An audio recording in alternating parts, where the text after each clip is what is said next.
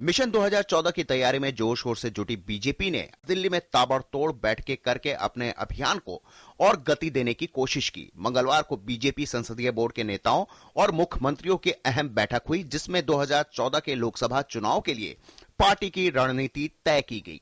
Party ने Narendra Modi for PM campaign चलाने और 10 करोड़ परिवारों तक जाने का फैसला किया है। पार्टी ने जनता से वोट के साथ नोट भी मांगने का फैसला किया। पार्टी न्यूनतम 10 रुपए और अधिकतम 1000 रुपए एकत्रित करेगी।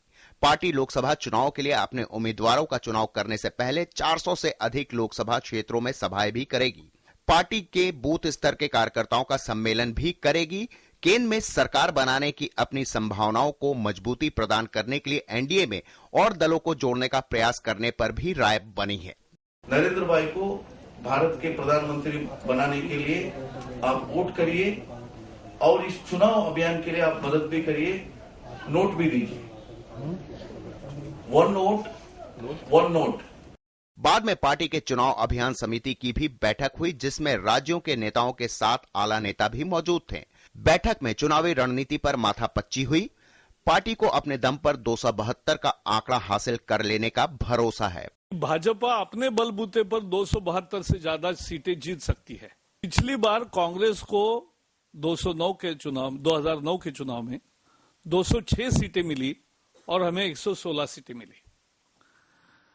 लेकिन जहां कांग्रेस प्रथम है, उसमें से बहुत ज्यादा कॉन्स्टिट्यूंसी में दूसरे नंबर पे बीजेपी है। इससे पहले दिन में पार्टी ने नए मुख्यमंत्रियों का सम्मान किया। हाल ही में विधानसभा चुनाव में राजस्थान, मध्य प्रदेश और छत्तीसगढ़ और साथ ही दिल्ली में बीजेपी के शानदार प्रदर्शन पर वसुंधरा राजे, शिवराज सिंह चौहान, रमन सिंह और हर्षवर्धन को भी सम्मानित किया गया। 4 राज्यों में मिली कामयाबी के बाद बीजेपी उत्साहित है और 272 के जादुई आंकड़े तक पहुंचने के लिए नरेंद्र मोदी के नाम के सहारे चुनावी बैतरनी पार करना चाहती है।